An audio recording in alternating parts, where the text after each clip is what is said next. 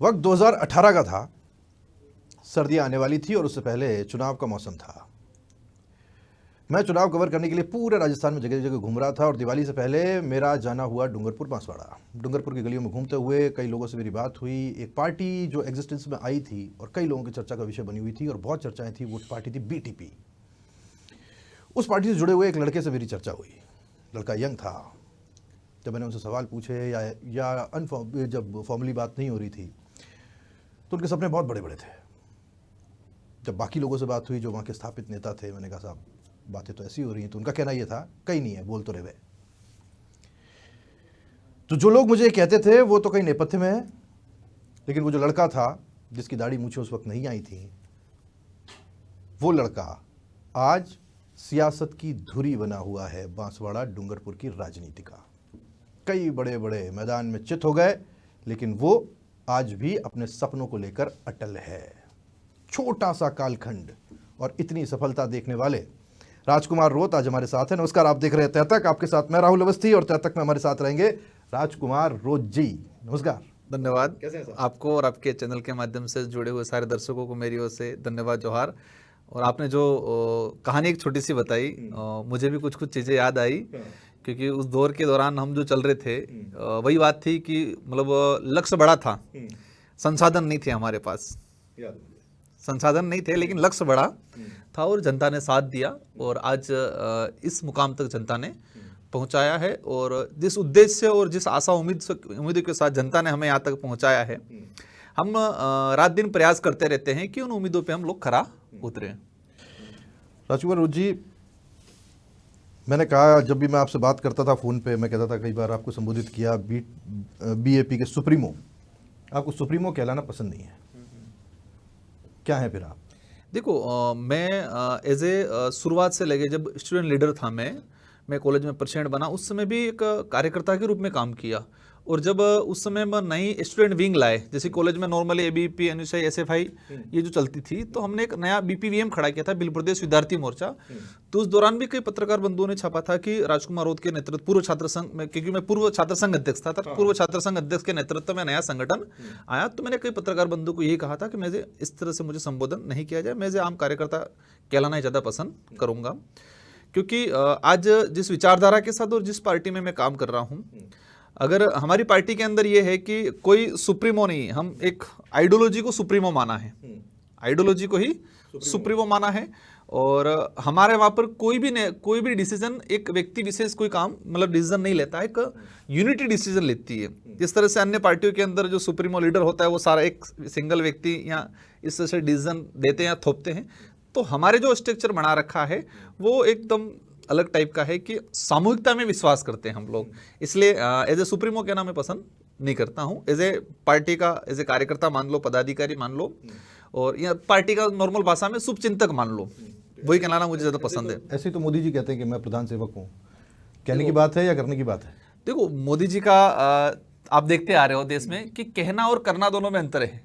ठीक है कि हमारे वहाँ पर हमने देखा है कि मेरा टिकट भी हो, मैंने कई मंचों से कहा है कि मैं 2 बार विधायक बना और 84 की जनता ने 2 बार मुझे चुना और अभी सांसद भी बनाया। तो हमारे वहाँ पर कोई भी व्यक्ति, जैसे मैं आज भले 2 बार विधायक, बार सांसद बन गया, लेकिन मेरी टिकट का तय मैं नहीं कर सकता हूँ, यूनिटी करेगी। उस निर्वाचन क्षेत्र की जनता करेगी।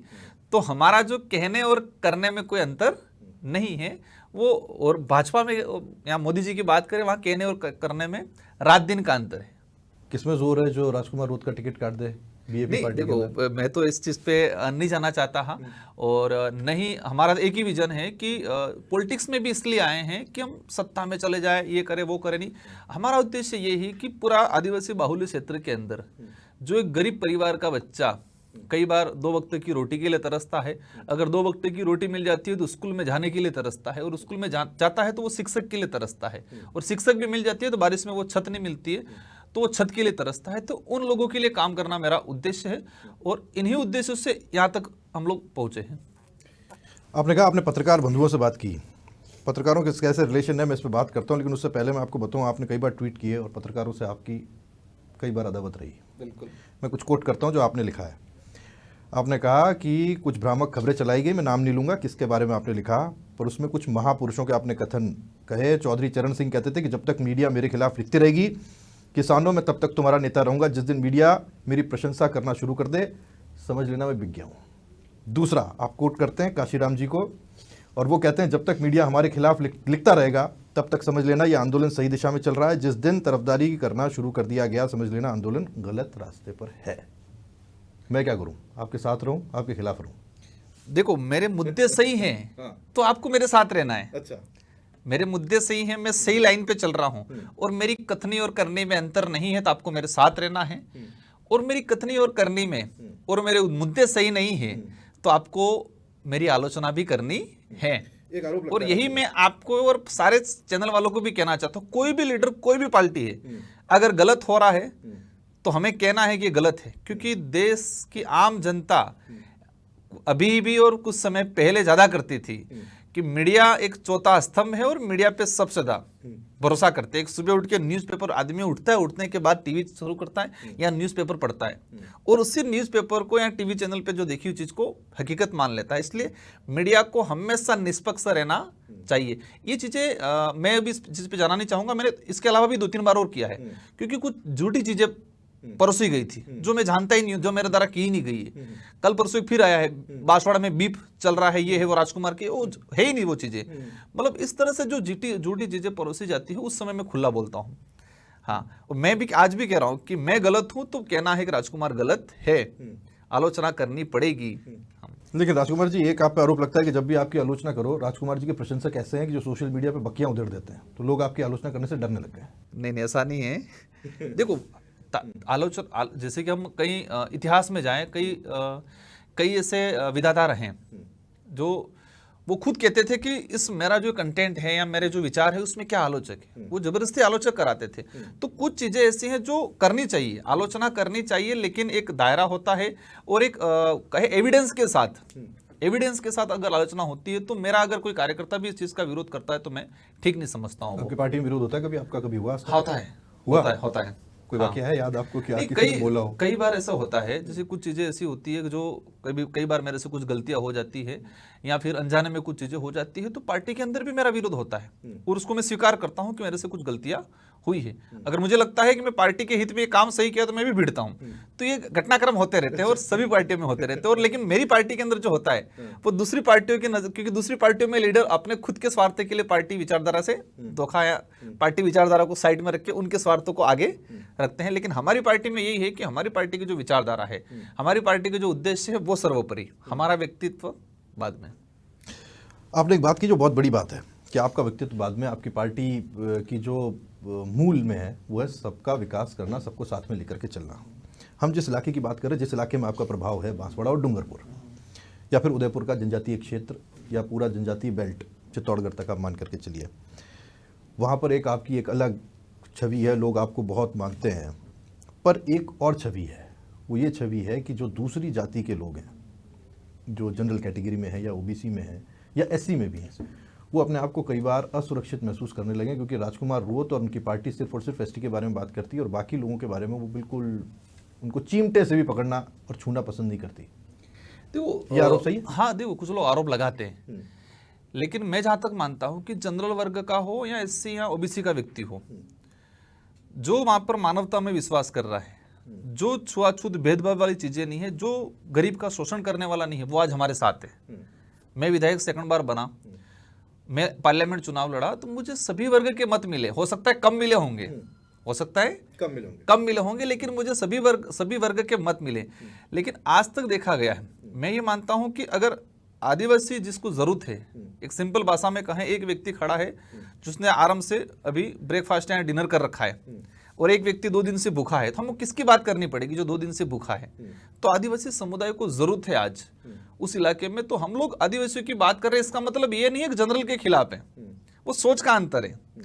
कि कुछ लोग ये मान लेते हैं कि आदिवासियों की बात की इसका मतलब जनरल के खिलाफ, तो हम किसी के खिलाफ नहीं है। मेरे पास हर वर्ग का व्यक्ति आता है, आधी रात को भी आता है, मैं सबका काम करता हूँ और मैंने किए कई उदाहरण ऐसे हैं, कई उदाहरण समय है नहीं मैं बता दूंगा, मतलब कई उदाहरण ऐसे हैं। मेरे साथ हर व्यक्ति आता है। कई ऐसे लोग अधिकारी लोग हैं जिनके लिए जनरल का व्यक्ति है, उनके लिए लड़े हम लोग, क्योंकि जब भी वो अगर सही दिशा पे चल रहा है, कोई भी व्यक्ति भ्रष्टाचार नहीं कर रहा है और उसके साथ सरकार अन्याय करती है तो हम उसके लिए लड़ते हैं। तो ये भ्रम फैला रखा है। जैसे काकरी डुंगरी प्रकरण हुआ, उस समय काफी माहौल बना है, पर काकरी डुंगरी प्रकरण जो हुआ तो आदिवासी वर्सेस सरकार था, आदिवासी वर्सेस सरकार था। लेकिन वहां के कुछ पॉलिटिकल लीडर ने क्या बना दिया, आदिवासी वर्सेस अन्य समाज, नहीं, आदिवासी वर्सेस अन्य समाज। प्रकरण क्या था, सरकार से लड़ाई थी, लेकिन वहां बड़ा क्या दिया पिक्चर। और कुछ वही बात आता हूं, फिर कुछ मीडिया ने भी यही उछाल दिया कि आदिवासी वर्सेस गैर आदिवासी जनरल वर्ग, हमारे ओबीसी के जो भाई हैं उनके, ऐसा माहौल बना दिया। लेकिन एक चीज देखना पड़ेगा कि वहां पर ऐसी कोई बात नहीं थी। ओबीसी का व्यक्ति है, आज वहां पर कुछ प्रकरण होते हैं तो ओबीसी अपने अधिकारों की बात कर रहा है, इसका मतलब वो आदिवासी के खिलाफ नहीं है। अन्य वर्ग भी, कोई भी जनरल है या माइनॉरिटी एससी कोई भी है, अगर वो अपने अधिकारों की या अपने साथ हो रहे अन्याय के खिलाफ अगर लड़ रहा है तो वो आदिवासी के खिलाफ थोड़ी है। तो आज वहां पर जो मूवमेंट चल रहा है, आदिवासी बाहुल्य क्षेत्र के अंदर जो स्थितियां है, अगर उसकी गहराई में जाएंगे, कुछ इशू पे अपन जाएंगे, तो जरूरत है तो उनके लिए अपन लड़ रहे हैं, इसका मतलब ये नहीं जनरल के खिलाफ है। ऐसा माहौल बना रखा है। जो सत्ताधारी जो लोग हैं या पॉलिटिकल जो दूसरी राष्ट्रीय पार्टी है, जनरल का वोट बैंक बना के, जनरल का जिस तरह से पहले होती थी कांग्रेस मुस्लिम समाज को किसी और का डर दिखा के परमानेंट वोट लिया करती थी। आज देखा गया है जहां पर मुस्लिम बाहुल्य क्षेत्र हैं तो बीजेपी मुस्लिम का डर दिखा के हिंदुत्व के नाम पे वोट लिया करती है। तो वहां पर भी आज यही हो रहा है। लेकिन आप तो उसी कांग्रेस का सहयोग भी ले लेते हैं। देखो, हमने किसी कांग्रेस का सहयोग या सहयोग लेने का या देने का बात नहीं हुआ। हाँ, वही बात पार्लियामेंट चुनाव, देखो ये चीज देखा गया है कि गठबंधन जो होते हैं, हमने आज इंडिया का देख लो, इंडिया साथ में लड़ा, दिल्ली में अलग लड़ रहा है। एनडीए का देख लो, हो सकता है बिहार में भी अलग अलग लड़ ले चुनाव। तो ये परिस्थितियां बनती बिगड़ती हैं। तो पार्लियामेंट जो चुनाव हुआ उस दौरान जो परिस्थितियां बनी, मैं खुला बोलता हूं कि एक बीजेपी कांग्रेस के दिग्गज नेता थे महेंद्रजीत मालविया, वो आप भी जानते हो, पूरा राजस्थान जानता है। और कांग्रेस के लिए मतलब वो एक बड़े लीडर थे, एकदम अचानक बीजेपी में गए। तो कांग्रेस ने जिसको कैंडिडेट दिया वो कैंडिडेट भी बीजेपी के लिए काम करना लगा। तो हमने कांग्रेस को हमने प्रपोजल भेजा। हमने भी भेजा।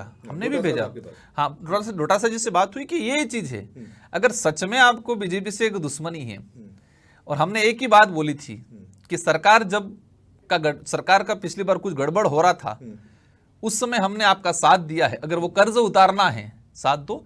और उसमें हम कहते हैं कि डोटासरा जी ने और रंधावा जी ने पूरा सहयोग किया, और लास्ट 3 दिन में उन्होंने अलायंस की घोषणा की। लेकिन कांग्रेस का कैंडिडेट रहा, पर कई बार बोलते हैं हम लोग कि सच्चा कांग्रेसी था वो अलायंस के साथ रहा, लेकिन डुप्लीकेट कांग्रेसी था।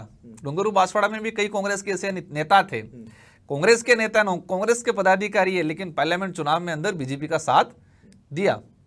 तो आपको तो कांग्रेस के खत्म होने से ज्यादा खुशी होनी चाहिए ताकि आपकी लड़ाई बीजेपी वर्सेस राजकुमार रोत रहे। कांग्रेस के होने नहीं होने से हमें आपको क्या कांग्रेस खत्म हो या बीजेपी खत्म हो, उससे खुशियां दुख नहीं है। हमें उस बात की चिंता है कि आदिवासी खत्म नहीं होना चाहिए, गरीब तबके का जो व्यक्ति है वो खत्म नहीं होना चाहिए, हमें उसकी चिंता है। कौन खत्म हो, बीजेपी कांग्रेस खत्म हो, उसकी चिंता नहीं है। आपने एक बहुत बड़ी बात बोली कि राजनीतिक परिस्थितियां बनती रहती, बिगड़ती रहती हैं। कई बार हम देखते हैं आपकी फोटोग्राफ्स आती हैं, मोदी साहब के साथ मिलते हो और बहुत मुस्कुराते हुए आती हैं। मैंने कई बार आपसे हमेशा मुस्कुराता रहता हूँ। मुस्कुराते रहता हूँ। आपने कहा आपको मेरी मुस्कुराहट से परहेज है। मैंने कहा नहीं, आपकी मुस्कुराहट से परहेज नहीं है। मैं चाहता हूँ राजकुमार रोत जी हमेशा मुस्कुराते रहें, लेकिन मुस्कुराहट कई इशारे देती है, क्योंकि गुजरात ज़्यादा दूर नहीं है। राजकुमार रोत जी यहाँ रहते हैं और वहाँ रोटी बेटी के रिश्ते हैं। क्या कोई राजनीतिक रिश्ता बीजेपी के साथ राजकुमार रोत जी ने जैसे डोटासरा साहब को कोई प्रपोजल भेजा, क्या इन फ्यूचर हम देख सकते हैं कि राजकुमार रोत जी कोई एक प्रपोजल? देखो, मैं उसी लाइन पे वापस आ जाऊंगा, शुरुआती लाइन कि राजकुमार रोत सुप्रीमो नहीं है, विचारधारा सुप्रीमो है, हमारा संगठन सुप्रीमो है, हमारे संगठन का जो कोर कमेटी है वो सुप्रीमो है। तो मैं एज ए पार्लियामेंट मेंबर हूं तो मेरी जिम्मेदारी बनती है कि हमारे जो सदन के नेता हैं, प्रधानमंत्री जी, उनको मेरे पार्लियामेंट क्षेत्र संबंधित जो डिमांड है वो रखने की। मैं उनसे मिला, मैंने प्रेजेंटेशन उनको दिया, जो समस्या थी उन वास्तविक जो समस्या थी उन समस्या से उनको अवगत कराया, क्योंकि मोदी जी कहते हैं सबका साथ सबका विकास। तो आदिवासियों की जो परिस्थितियां है, आदिवासी बाहुल्य क्षेत्र के अंदर जो भौतिक असुविधाएं हैं, उनको लेके मैं मिला, हर चीज को लेके। तो उन्होंने, हालांकि मैं आज आपके माध्यम से कहना चाहूँ, अच्छा रेस्पॉन्स दिया कि उन चीजों पे करें। अब वो करें नहीं करें वो अलग बात है, वो कितनी और करनी में कितना अंतर है वो तो 1-2 साल के अंदर में। व्यक्तिगत तौर पे कैसे लगे आपको? व्यक्तिगत तौर पे यही चीज, मैंने जो काम दिए हैं अगर वो करते हैं तो मैं मानूंगा अच्छे, क्योंकि मैंने जो काम मेरे व्यक्तिगत हित के लिए नहीं दिए, उस क्षेत्र के हित के लिए दिए गए हैं। तो वही चीज मैं कह रहा था कि राजकुमार रोत कभी किसी संगठन के डिसीजन को लेके अकेला कभी डिसीजन या किसी अकेला प्रपोजल किसी को नहीं भेजेगा। तब तो बीजेपी के साथ आपका मेल खाना बड़ा मुश्किल हो जाएगा, क्योंकि धर्मांतरण एक ऐसा मुद्दा है, धर्म एक ऐसा मुद्दा है, धर्मांतरण पे बाद में आएंगे। धर्म एक ऐसा मुद्दा है जिसमें राजकुमार जी की राय बिल्कुल मुख्तलिफ है। वो त्रिपुरा सुंदरी जाकर के दर्शन भी करते हैं, वो जाकर के त्रिपुरा सुंदरी को अपनी माँ भी मानते हैं, वो सारे के सारे धर्मों का आदर करने की बात भी करते हैं, और फिर आखिर में आके कह देते हैं कि मैं हिंदू नहीं हूँ। फिर तो आपका मेल खाना बड़ा मुश्किल है, फिर पानी में तेल कैसे मिल सकता है? देखो, मोदी जी अजमेर दरगाह जाते हैं? नहीं जाते, नहीं, चादर बेचते हैं, टोपी नहीं पहनते। वहां भी, और कई कई कई जगह देखा गया है, मैं उस जगह का मुझे नाम ध्यान नहीं, लेकिन कई जगह गए भी हैं। हाँ चलो नहीं गए, मोदी जी ने ये भी कहा है कि मैं बचपन में गलियों में जब ईद के समय मुस्लिम भाई हमारे जो ईद मनाते थे तो वहाँ मिठाई भी खाता था, ये भी मोदी जी के स्टेटमेंट। इसका मतलब वो मुस्लिम थोड़ी हो गए। तो मेरा जहाँ तक मानना है, मैं सभी धर्मों को आदर करता हूँ, भाई मुस्लिम हो, हिंदू हो, सिख हो, ईसाई हो, जैन हो, सारे धर्मों का आदर करता हूँ। लेकिन सच्चाई जब आती है, कि जब मेरे पे बात आती है कि ट्राइबल को लेके, तो ट्राइबल को लेके मैंने कई बार बोला है, हम कोई बात बोल रहे हैं तो उसका एक ऐतिहासिक आधार होना चाहिए, संवैधानिक आधार होना चाहिए, या पौराणिक कोई न कोई आधार होना चाहिए। तो ऐतिहासिक पृष्ठभूमि के आधार पे देखा जाए तो आदिवासी समुदाय सभी धर्मों से पूर्व, मतलब पहले का समुदाय, और उसकी खुद की अपनी संस्कृति है, अपनी खुद की पूजा पद्धति है, जो अन्य धर्मों से बिल्कुल अलग है। सेकंड चीज, संवैधानिक आधार पे हम देखते हैं तो संविधान के अंदर भी ये चीज दिखा गया है, जैसे कि हम उसी बात पे आएंगे। ये संविधान ST/SC अधिनियम 1950 की धारा 3 के अंदर, तो इसमें स्पष्ट लिखा हुआ है कि आदिवासी पर किसी भी धर्म को लेकर बाध्यता नहीं रखी गई है। सुप्रीम कोर्ट के कई जजमेंट आए हैं, उन जजमेंटों में स्पष्ट कर रखा है। हिंदू विवाह अधिनियम, एक दिल्ली हाईकोर्ट के अंदर एक केस गया था, उसमें ये तलाक के लिए, तो हाईकोर्ट ने जजमेंट दिया है कि आदिवासियों पे हिंदू विवाह अधिनियम लागू नहीं होता, इसलिए हिंदू विवाह अधिनियम के तहत आपको तलाक नहीं दी जाएगी।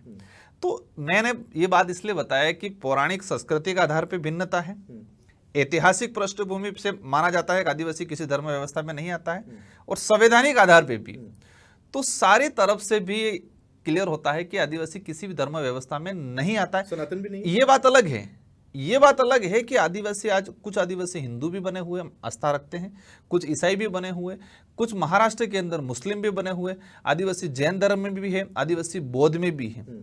मतलब आदिवासी अनेक धर्मों को फॉलो, यहाँ किसी धर्मों को माना है और यहाँ कई लोगों ने ग्रहण भी किया है, ये बात अलग है। लेकिन आज मेरा दायित्व बनता है कि आदिवासी की अपनी संस्कृति, अपनी आइडेंटिटी बनी रहे, इसलिए हमें ये जो 1871 से जो जनगणना हो रही थी हमारे देश के अंदर, तो 1871 से 1951 तक की जो जनगणना हुई, उस दौरान आदिवासियों का धर्म कॉलम अलग था, अबोरिजिनल के नाम से, इंडिजिनस के नाम से, ट्राइबल के नाम से।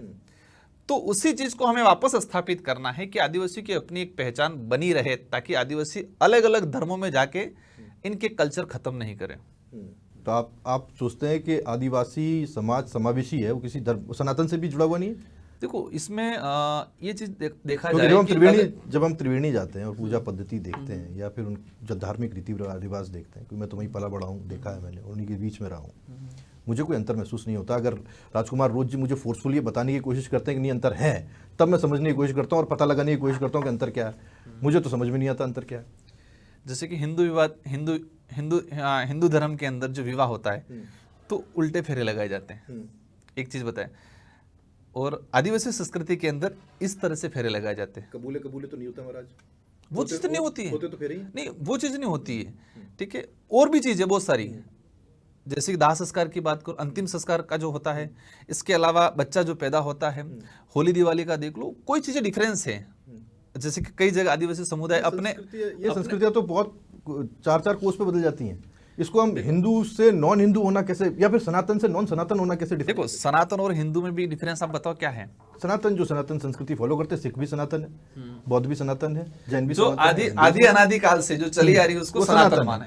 तो आदि अनादिकाल से आप चले आ रहे हैं। लेकिन वही चीज, वही बात आ रहा हूं कि कुछ लोग हिंदुत्व के नाम से जो माहौल बना रखा है, उस चीज के आधार पे तो आज देखा तो जाए, विरोध आपका हिंदुत्व से है, सनातन से नहीं है।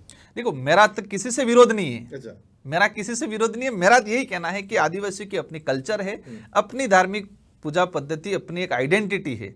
उस आइडेंटिटी को बचाए रखने के लिए मुझे इस बात पे डटे रखना है कि ये अपनी खुद की अपनी व्यवस्था है, उसको बचाए रखना। जी को राजकुमार रोज जी के अपने सपने, मैं कह रहा था ना, एक लड़का था जिसको मैंने यंग देखा था, जिसकी दाढ़ी मूछें नहीं थी, उसके सपने थे। उसका एक सपना है कि अगर राजस्थान में, ये आरोप है, उसका एक सपना है कि राजस्थान में अगर मैं रहूँगा तो सिर्फ बांसवाड़ा डूंगरपुर तक सीमित रह जाऊँगा, और अगर मैं इस धर्म की बात करूँगा, आदिवासी आइडेंटिटी की बात करूँगा, अलग अलग बांटने की बात करूँगा, तो फिर भविष्य में मैं एक भील प्रदेश की बात करूँगा और भील प्रदेश का मुख्यमंत्री बनने की बात करूँगा। देखो वो कुछ लोग जिनके अंदर संकीर्ण मानसिकता, ऐसे लोग ये ऐसे विचार रखते हैं। धर्म का देखो ये बेवजह इशू बनाया जा रहा है। आज मेरा जैन धर्म है, अपनी खुद की आइडेंटिटी है जैन धर्म की, लेकिन जैन धर्म का व्यक्ति हिंदू धर्म के देवी देवताओं के वहां भी जाता है।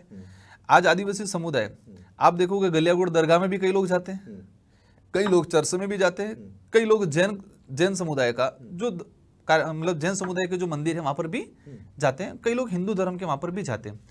आज जिस तरह से हम, आप लाओ नहीं लाओ, लेकिन मैं लाना चाहूंगा कि राजस्थान के अंदर जो धर्मांतरण को लेके जो कानून लाए गए अभी, अब मुझे ये मैं कहना चाह रहा हूं आपके माध्यम से, लाने वाला था, आप लाने वाले थे। तो सरकार को कौन क्या धर्म अपना रहा है उसको लेके ज्यादा चिंता है, चलो होनी चाहिए, ठीक है, लेकिन मैं ये कह रहा हूं कि आदिवासी समुदाय के अंदर आज जो स्थिति बनी हुई है, जिस तरह से आज भूखमरी से वो पीड़ित है, जिस तरह से छोटे छोटे बच्चों को लेके ये हो रहा है, एजुकेशन नहीं है, सरकार को आदिवासियों को एजुकेशन कैसे मिले, उनको मूलभूत सुविधा कैसे मिले, उस पर ज्यादा ध्यान देने की जरूरत है। मैं तो इस चीज़ को हमेशा कहता हूँ, आप जो कह रहे हो बिल्कुल सही बात है, मैं हमेशा कहता हूँ, और मैंने हमेशा बार बार जोर देकर के कहा है कि अगर आपको आदिवासियों को देखना है तो NH 8 से 2 किलोमीटर अंदर उतर जाइए, आपको पता चल जाएगा कि स्थिति क्या है और कितनी ज़रूरत है। ये वो लोग हैं जो तेल भी रोज़ खरीदते हैं दिहाड़ी करने के बाद, और उससे जाकर के अपना खाना बनाते हैं। मैंने तो इस परिस्थिति को जिया है, लोगों को देखा है ये करते हुए, लेकिन मैं उसके, मुझे पता है, मैं पर इस चीज़ को ऐसे भी कहता हूँ कि बड़े सेलेक्टिव हो जाते हैं राजकुमार रोज जी। जब धर्मांतरण की बात आती है, वो क्रिश्चियन मिशनरीज के बारे में बात नहीं करते जो फोर्सफुल कन्वर्जन उस इलाके में करवा रहे हैं, और ये चिंता की बात होनी चाहिए। अगर कोई मन से कर रहा है, मन से बनना चाहता है तो बात ठीक है, लेकिन फोर्सफुल कन्वर्जन जब भी होते हैं तब राजकुमार रोज जी उतने गंभीर नहीं होते, उतने जोर से आवाज़ नहीं उठाते, वो वैसे लड़ते नहीं है जैसे कई लोग, और आप कहते हैं आपके इलाके में दूसरे जाति के लोग भी हैं, वो चाहते हैं कि राजकुमार रोज जी उनकी आवाज़ बने उस तरह से। देखो मैंने किसी को ये नहीं कहा है कि आप हिंदू क्यों बन रहे हो, मैंने किसी को ये नहीं कहा है कि आप ईसाई क्यों बन रहे हो। संविधान इसको स्वतंत्रता देता है, संविधान इसको स्वतंत्रता देता है कि कौन व्यक्ति कौन सा क्या धर्म अपनाए। मैंने किसी को फोर्सफुली ये नहीं कहा है कि आप क्यों कर रहे हो, लेकिन मैंने हमेशा फोर्सफुली ये कहा है कि आदिवासी न हिंदू है न ईसाई है। आज भी आपके चैनल के माध्यम से बोल रहा हूं कि आदिवासी न ईसाई है, न हिंदू है, न सिख है, न मुस्लिम है, न जैन है। आदिवासी की अपनी आइडेंटिटी है।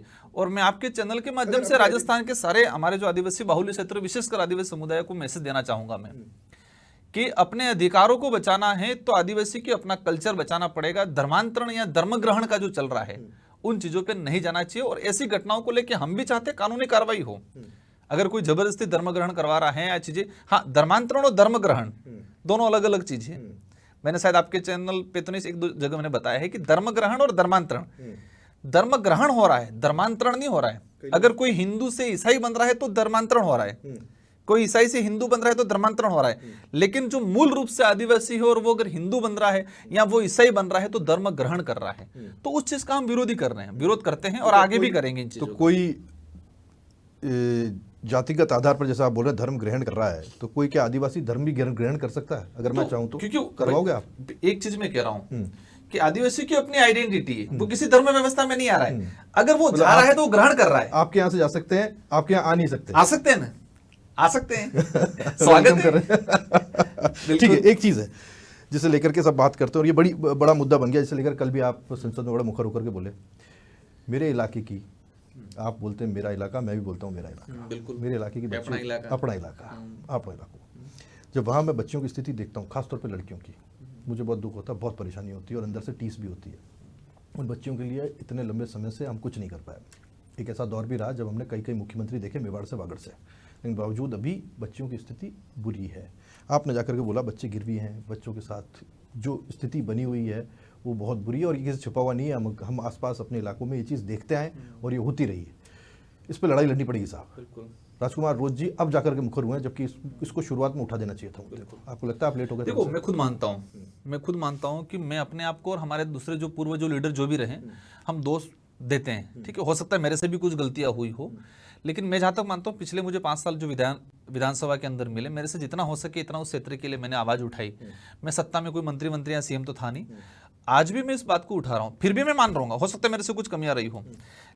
ये जो स्थिति बनी हुई है वो 1 या 2 दिन या 1-2 साल में पैदा नहीं हुई है। ये पिछले आजादी के बाद से सरकारों का ध्यान नहीं गया। इस वजह से आजादी से पहले तो सरकार ही नहीं थी, तो उस समय तो राजा रजवाड़े अंग्रेज थे, ठीक है। तो उनका भी कहा था, वो तो उन्होंने भी शोषण किया था। लेकिन आजादी के बाद जनता ने एक उम्मीद की थी कि हमारे अब अच्छे दिन आएंगे। भले मोदी जी ने अच्छे दिन का नारा दिया हो, लेकिन उसके बाद भी लोगों को लगा था कि देश आजाद हो गया, काला कानून चला गया, अंग्रेज चले गए, शोषण अच्छे दिन आएंगे, हमारा भविष्य उज्जवल होगा। लेकिन नहीं हुआ। लोगों की ऐसी आदत बना दी कि आप सिर्फ कुछ खाओ फ्री का देते हैं, आपको अधिकार की कोई मतलब नहीं है, आपको शिक्षा से कोई मतलब नहीं है, ना आपकी अच्छी सड़क बने, ना उनका स्वास्थ्य सुविधा मिले।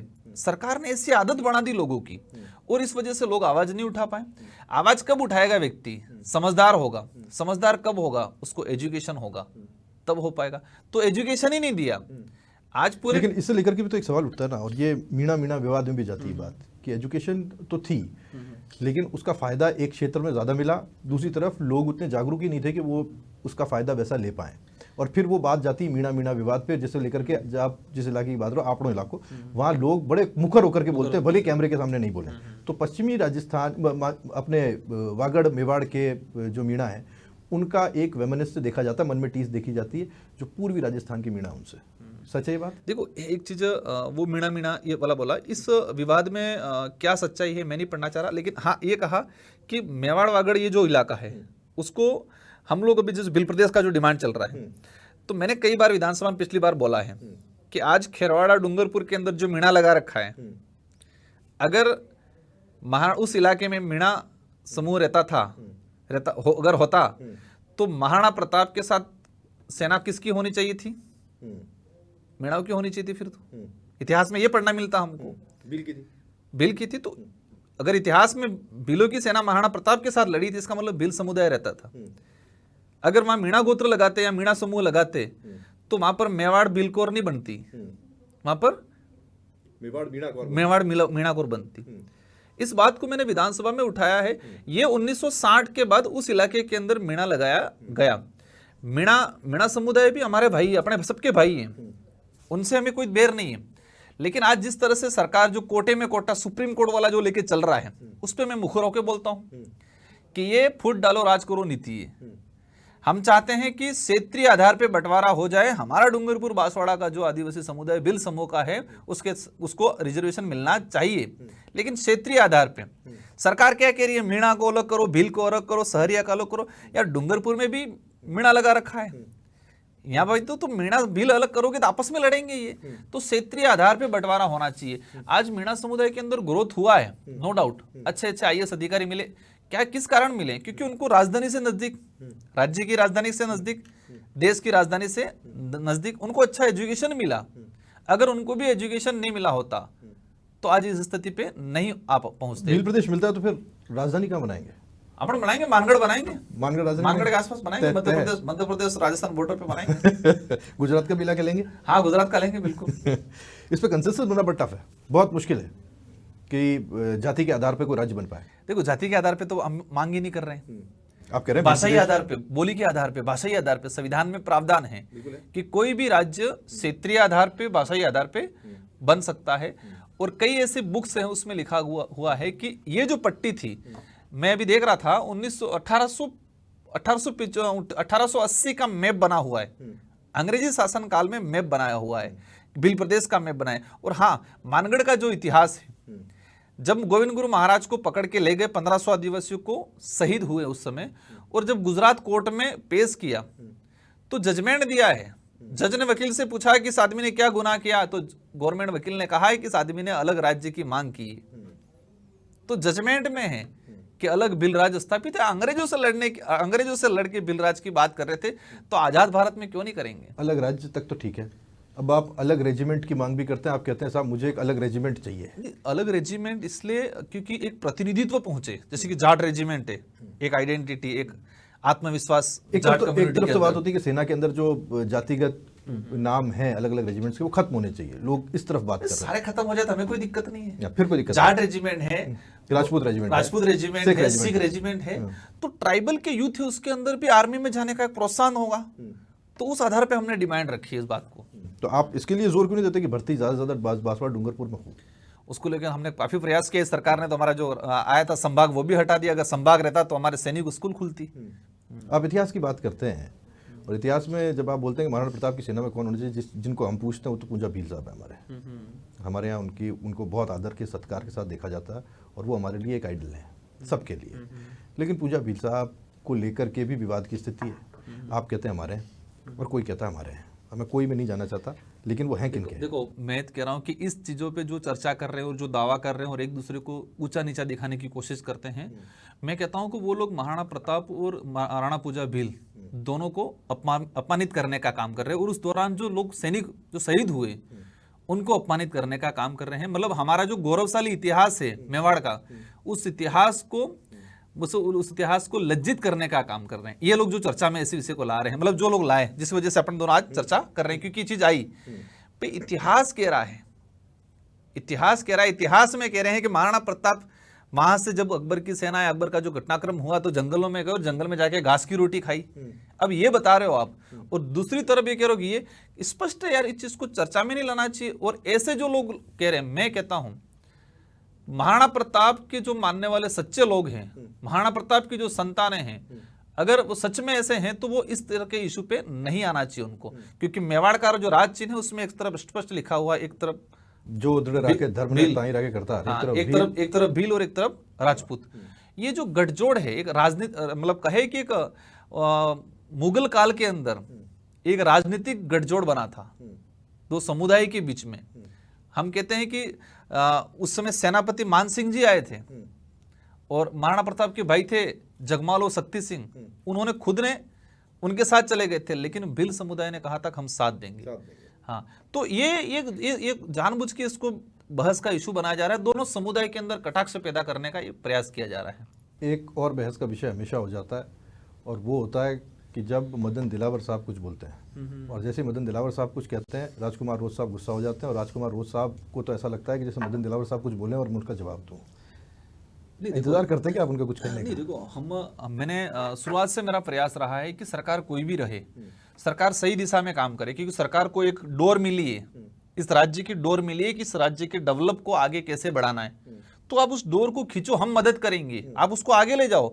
लेकिन ये फालतू चीजों में ले जाते हैं, बहस कराते हैं किसी का आदिवासी हो, यार पूरे आदिवासी समुदाय पे ये बात अगर आज यही वर्ड राजपूत समुदाय के लिए, जैन समुदाय के लिए, ब्राह्मण समुदाय के लिए बोलते तो पूरा समाज मजबूत है। इनकी हालत खराब का था। आदिवासी समुदाय बेचारा 2 वक्त की रोटी, 2 वक्त का भोजन के लिए मजदूरी करने के लिए जाता है, कहाँ आंदोलन करता है? हमारे जैसे लीडर है, हम लोग लड़े। आप ईंट से ईंट बजा भी देते हैं और बाद में कहते हैं कि हम दीनहीन हैं।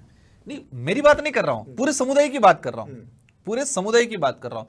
मैं ये भी कह रहा हूँ हर समुदाय के साथ अगर ये वर्ड किसी अन्य समुदाय के साथ किसी को कहने का अधिकार नहीं है। अगर किसी ने कहा है तो उस समुदाय को भी उसके खिलाफ लड़ने का। उन्होंने जो कहा मैं बताता हूँ, उन्होंने कहा कि बाप की औलाद है या नहीं, ये मैं डीएनए से पता लगाने, ये डीएनए से पता लगाने। आप गए थे ब्लड टेस्ट देने? हमने दिया टेस्ट, आज तक मैंने तो ब्लड टेस्ट दिया है, मैंने 2 इंजेक्शन लगा के ब्लड निकल के दिया है। यार आप मंत्री थे तो आप टेस्ट कराते ना, उसका भुगतना पड़ा है, उपचुनाव के अंदर उनको भुगतना पड़ा है। और ये जो उनको माफी मांगी है उन्होंने, तो उन्होंने स्वीकार किया कि मेरे द्वारा उनके द्वारा गलत बोला गया है। लेकिन मैं भाजपा के बड़े लीडरों को भी कहना चाहूंगा कि इस तरह के जो लोग जो गलत तरीके से आदिवासी समुदाय पे इस तरह से ब्लेम लगाते हैं, इस आदिवासी समुदाय पूरे समुदाय को टारगेट करते हैं, तो ऐसे लोग हमारा तो ठीक है नुकसान कर रहे हैं, हम पे तो कुछ ब्लेम कर रहे हैं, लेकिन वो पार्टी के लिए भी नुकसानदायक है। तो आप उन दूसरी पार्टियों की फिक्र करते हैं? देखो, मैं तो हर किसी को, मेरे दुश्मन को भी सजेशन देता हूं। अच्छी बात है। एक चीज़ और है जो लोग जानना चाहते हैं। एक वक्त था पिछली सरकार के वक्त जब आप सत्ता में थे और सत्ता के साथ थे, उस वक्त बीटीपी का समय था, मैंने थोड़े समय और बस आपको लूँगा, उस समय आप सत्ता के साथ में थे और तब एक ऐसा एपिसोड हुआ था जिसके बारे में जनता जानना चाहती है, हुआ क्या था आपके साथ जब पायलट और गहलोत का विवाद चल रहा था और तब आपकी गाड़ी से आपको पकड़ लिया गया था। अब कैसे संबंध है और अब कैसे याद करते हैं उस वक्त को? देखो वो एक घटना थी, उस समय सरकार को लगता था, गहलोत साहब को लगता था कुछ ये हो जाएगा वो हो जाएगा, उन्होंने उनके सारे जो एफर्ट थे वो सारे लगाए। हमने उनके एफर्ट या उनके प्रभाव में या उनके दबाव में आके काम नहीं किया था। हमने ये एक ही चीज कहा था लास्ट में, ऑफर था क्या कहीं से? उनकी तरफ से कोई ऑफर नहीं था ना दूसरी तरफ से था, लेकिन उनको लगता था कि ये हो जाएगा वो हो जाएगा, भाग जाएंगे, इस तरह से उनको पूरा लग रहा था। हम तो हमारी पार्टी के लोगों ने जो डिसीजन किया उस डिसीजन पे रहे। हमने एक ही चीज कहा था कि जनता द्वारा जो जनमत दिया है राजस्थान को, हम किसी के प्रेशर या किसी के लालच में आके उसके खिलाफ नहीं जाएंगे। हम तो हमारे क्षेत्र की जो डिमांड थी उन डिमांडों को मनवाना था और हमने मनवाया। ठीक है, एक सवाल है जो सबसे ज़्यादा इस वक्त मौजूद है जिसमें मैं बिल्कुल आना चाहता हूँ, वो है बेनामी संपत्ति को लेकर। अपना जो इलाका है, अपना इलाका, बार बार मैं अपना इलाके के अंदर बेनामी संपत्ति का ऐसा मामला है जिसमें कई बार रूलिंग्स भी आई, कई बार बहुत कहा भी गया है कि साहब ये दूसरे लोग खरीदते हैं ज़मीन आदिवासियों के नाम के ऊपर, वहाँ कॉर्पोरेट के बड़े बड़े नाम इन्वॉल्व हो गए हैं। एक ऐसा मुद्दा है जो कई बार दिखाई नहीं देता, सुपरफिशियल दिखाई देता है कि टिप ऑफ द आइसबर्ग क्या है, लेकिन अंदर जाकर के देखते हैं तो बेनामी संपत्ति का एक बहुत बड़ा मुद्दा वहाँ पर है। राजकुमार रोज साहब इस मुद्दे को लेकर के क्या सोचते हैं, क्या कभी एड्रेस करने की सोची आपने इसको? देखो आपने ये मुद्दा अच्छा आज लिया चर्चा में, सच में ये चीज है, कई उदाहरण ऐसे हैं, हमने कई बार उठाए भी हैं लेकिन दबा दिए जाते हैं। राजनीतिक सत्ताधारियों का श्रेय रहता है भूमाफियों का। एक व्यक्ति जो झाड़ू पोछा कर रहा है किसी के वहां और उसके नाम पे करोड़ों की संपत्तियां, ऐसे घटनाक्रम काफी हैं। तो उन चीजों को लेके आपके मीडिया चैनल से भी हम मदद मांगेंगे और हम लोग इनके खिलाफ मुहिम छेड़ने वाले हैं बहुत जल्दी। आप चाहते हैं कि वहाँ आम लोगों के लिए भी ज़मीन खरीदना आसान हो, कुछ ऐसा होना चाहिए, या फिर वो आप चाहते हैं जो क्लॉज लगा हुआ है वो चलता रहे? नहीं, देखो आम लोगों के लिए जो क्लोज है, आदिवासी समुदाय जब सक्षम हो जाए, मैंने लोकसभा में वही बात बोली थी कि एक समय हुआ करता था कि अपनी जरूरत पूरी करने के लिए वो जमीन जेवरात गिरवी रखता था, और आज इतना मजबूर या इतनी बेहालत हो गई है कि जमीन जेवरात तो रहा नहीं और अब रहा है वो कई न कई छोटे बच्चों को गिरवी रख रहे हैं। ये बात मैंने बोली थी। तो जब तक ये चीजें मैं चाहता हूं कि जब तक समुदाय सक्षम नहीं हो जाए, क्योंकि वो लगा हुआ है, वो मतलब बैरिकेड लगा हुआ है, इसके बावजूद भी खरीद दे रहे हैं बहुत तरीके से लोग हैं। तो वही चीज मैं कह रहा हूं, तो अगर वो हो गया ओपन तो और ज्यादा तरीके से खरीद लेंगे। तो हम चाहेंगे कुछ समय तक रुके ये चीजें, क्योंकि वह राइट्स है, संवैधानिक राइट्स है। और जब तक समुदाय सक्षम नहीं हो जाए, और जब सक्षम हो जाएगा तो अपने आप अगर किसी को बेचनी है लेनी है, फिर सबसे बड़ी जरूरत ही क्यों पड़ रही है बेचने की? हम पिछले 5 साल का अगर राजस्थान का ही डाटा निकाल के देखें, अगर समुदाय वाइज देखें, तो बेचने में सबसे ज्यादा अगर डाटा आएगा तो ट्राइबल का आएगा, कि ट्राइबल समुदाय से अधिकतर, ट्राइबल समुदाय ने अधिकतर दूसरों को बेची है जमीनें। ठीक है, एक और है, अभी ये हाल ही का है, अब फिर से भड़क गए राजकुमार रोज साहब। इसलिए भड़क गए क्योंकि अंचल स्तरीय राजकीय जनजातीय प्रतिभा सम्मान समारोह हो रहा था, सर्व समाज शिक्षा गौरव सम्मान समारोह और अलग अलग तरह के सम्मान समारोह थे। और इसमें राजकुमार रोज जी का कहना था कि साहब उनकी पार्टी से कोई सजेशन नहीं लिया, उनके पार्टी के जो नेता थे उनको तरजीह नहीं देगी। आपका मन्ना लाल रावत साहब के साथ में एक विरोध रहा है, उनको देखते ही ऐसा लगता है कि जैसे वो कुछ लिखेंगे और राजकुमार रोज जी भड़क पड़ेंगे। देखो, इनसे मेरी वैचारिक लड़ाई है। वो एक अधिकारी वर्ग से आए हैं और हम उम्मीद की थी कि वो अधिक अधिकारी वर्ग से रहे हुए, अच्छा एजुकेशन प्राप्त कर रखा, उनको अच्छा अनुभव रहा हुआ है, तो आदिवासी समुदाय से ही है, लेकिन उनके भी रावत वाला थोड़ा इशू चल रहा है। तो हम लोग यही कह रहे, हमें उम्मीद थी कि अच्छा काम करेंगे, लेकिन जब से वो आए उनका टारगेट एक ही है कि ट्राइबल को कैसे कमजोर किया जाए, ट्राइबल के अधिकार कैसे खत्म हो, मतलब ट्राइबल धर्म के नाम से राजनीति करनी है, वहां डेवलप के बाद कुछ नहीं करनी है। उनका ट्राइबल को कमजोर करने का मुद्दा है या फिर राजकुमार रोज की पार्टी को कमजोर करने का नहीं, मुद्दा ट्राइबल को कमजोर करने का। मुझे कमजोर करने का प्रयास करे तो मुझे कोई दिक्कत नहीं है, लेकिन वो ट्राइबल के अधिकार को कैसे खत्म करे उन पे ज्यादा काम करते हैं। महेंद्रजीत सिंह मालवीय से क्या संबंध है? देखो, व्यक्तिगत अच्छे संबंध हो सकते थे, मतलब थे, आज भी है। वैचारिक लड़ाई थी हमारी, और जनता ने उनको, देखो एक चीज ये एहसास कराया जनता ने कि लोकतंत्र में जनता पावरफुल है, ये एहसास हुआ। तो महेंद्र सिंह मालवीय के जो प्रशंसक है वो कहते हैं कि फिर राजकुमार रोज जी ने कांग्रेस से समर्थन क्यों मांगा? लड़ लेते अकेले, हो जाते 2-2 हाथ, तो पता चल जाता, वो तो सहयोग से लड़े। तो वो बीजेपी में क्यों चले गए? वो कांग्रेस से लड़ लेते हैं, हो जाते 2-2 हाथ। वहां उनको कुछ मिला नहीं, इसलिए वो चले गए। देखो किसको, मालवीय जी को, मालवीय जी और इतना कुछ दिया पार्टी ने, कांग्रेस ने, इस लेवल CWC मेंबर्स किसको बोलते हैं? मंत्री रहे वो 2 बार, इनके घर में जिला प्रमुख, उनके प्रधान, विधायक, मंत्री, क्या नहीं मिला? संगठन ने इतना उनको कुछ दिया, लेकिन उन्होंने आदिवासी समुदाय को कुछ नहीं दिया। उस क्षेत्र, निर्वाचन क्षेत्र की जनता, उस क्षेत्र में रहने वाले प्रत्येक वर्ग को कुछ नहीं दिया, शोषण के अलावा। एक आप हमेशा ये बात कहते हैं कि बीएसपी के साथ जो कुछ हुआ इस बात का डर है कि वो बीएपी के साथ भी हो सकता है। देखो हम लोग बहुत सतर्क रह के चलते हैं, इसीलिए कोई सुप्रीमो नहीं है। अच्छा, इसलिए कोई सुप्रीमो नहीं है। आदमी को पकड़ सकता है, कोई आइडियोलॉजी को नहीं पकड़ सकता है। तो आपकी आइडियोलॉजी आप मानते हैं कि ज्यादा पावरफुल हाँ, है powerful उन है। दूसरी बाकी सारी की सारी आइडियोलॉजी से? हाँ। पर एक भाई अभी भाजपा ने उपचुनाव में देख लिया, हमारा एक प्रधान था उनको तोड़ लिया, प्रधान को तोड़ के चुनाव लड़ा लिए बागी में। पर सलूमर में क्या हुआ? सलूमर में बीजेपी सलूमर में जीते हुए थे। अगर जीते, रिकाउंटिंग नहीं कराया, नॉर्म से निर्वाचन आयोग का मतलब एक तरफा चुनाव कराया उन्होंने, दबाव में आके पूरे लोकतंत्र की हत्या करने का काम किया। सलूमर की जो घटना की बात करें, हाँ 1100 वोटों से वो हार रहे हैं और हम रिकाउंटिंग के लिए अप्लाई कर रहे हैं। यहाँ किरोड़ीलाल जी 2-2 बार रिकाउंटिंग करा दिया और वहां पर एक बार भी रिकाउंटिंग अलाउ नहीं किया। हम मान रहे चलो ठीक है हम हार गए, अब रिकाउंटिंग करा लेते हैं, तो हम मानते हैं कि आपने वो एक तरह से प्लानिंग से हराने की कोशिश की। मोदी जी की पार्टी की आइडियोलॉजी से आपको दिक्कत है, लेकिन वही मोदी जी देश की राष्ट्रपति द्रौपदी मुर्मू को बनाते हैं, उसको आप कैसे देखते हैं? देखो बनाना और उससे काम कराना या काम करना वो अलग बात है।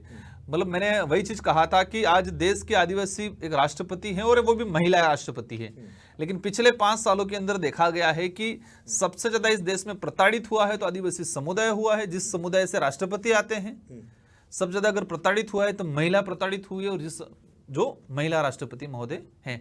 हमें खुशी है इस बात की कि आदिवासी समुदाय का नेतृत्व मिला, लेकिन वो कहे कि वो प्रताड़ित कैसे? प्रताड़ित, मणिपुर का हादसा देख लो, सबसे ज्यादा देश में अगर महिला प्रताड़ित हुई है पिछले 2-3 सालों के अंदर मणिपुर के अंदर, सबसे ज्यादा पिछले 3-4 साल 5 साल के अंदर देखे तो आदिवासी सबसे ज्यादा प्रताड़ित हुआ है।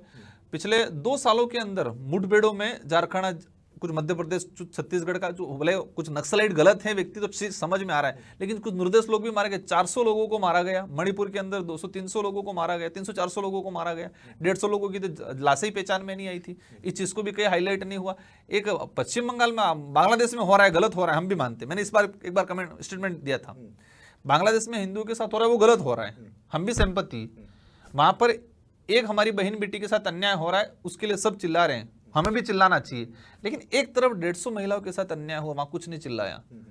तो ये जो भेदभाव वाली जो नीतियां रही है भाजपा की, उस मैटर में हम लोग कई बार कहते हैं कि आदिवासियों के साथ भी संपत्ति होनी चाहिए, क्योंकि आदिवासी इस देश का मूल मालिक है, उस देश का नागरिक है और पहला हक रखता है। इसके बावजूद भी ऐसा भेदभाव क्यों किया जाता है? आखिरी सवाल, बांसवाड़ा डूंगरपुर के बाहर पार्टी का अस्तित्व क्या है, फ्यूचर प्लान क्या है? क्या सोच भी रहे राजकुमार रोज साहब की इस परिधि से बाहर भी निकलना, या फिर नहीं हमें उस कुएं में ही रहना, उससे बाहर नहीं आना? नहीं, हम लोग इस परिधि से बाहर निकलेंगे। कैसे? हमारी आइडियोलॉजी में एक बना हुआ है, बिल्कुल हमने हमारी पार्टी की आइडियोलॉजी आदिवासी समुदाय के हक अधिकारों को, शेड्यूल एरिया के हक अधिकारों को लेकर प्राथमिकता देते हैं, लेकिन हमारी पार्टी के साथ प्रत्येक वर्ग का व्यक्ति जुड़ा है और मैं दावे के साथ कहता हूं कि हमें प्रत्येक वर्ग का मत मिला है, भले कम मिला होगा, क्योंकि अच्छी आइडियोलॉजी वाला, अच्छी विचारों वाला आदमी वो किसी भी वर्ग का होगा वो हमारे साथ है। और हमें उम्मीद है कि ये पूरे राजस्थान के अंदर ये पार्टी आगे बढ़ेगी और हम आगे बढ़ाएंगे, और इस राजस्थान का प्रत्येक आम आदमी जो सच्चे और शुद्ध विचारों वाला है वो हमारे साथ खड़ा रहेगा। थैंक यू वेरी मच राजकुमार रोत जी हमसे बात करने के लिए। राजकुमार रोत जी हमारे साथ थे। राजकुमार रोत, वो राजकुमार रोत जिन्होंने अपनी पार्टी को शुरू किया, बीएपी बनाई, बीएपी के साथ आगे बढ़े। कहने का हमेशा बार बार ये कहते हैं कि साहब सिर्फ हमें एक इलाके की पार्टी मत कहिए, हमें सिर्फ एक जाति की पार्टी मत कहिए, हमारे सपने बड़े हैं, हमें बहुत आगे अपनी पार्टी को लेकर के जाना है, अपनी विचारधारा को लेकर के जाना है। समय बहुत कम रहा और उस समय में अपनी पार्टी को राजकीय पार्टी का दर्जा उन्होंने दिलाया। क्या राजकुमार रोत की पार्टी बाप कभी राष्ट्रीय पार्टी बन पाएगी? क्या भविष्य होगा ये भविष्य जाने, लेकिन उनके सपने छोटे नहीं हैं। आज तक में इतना ही। नमस्कार।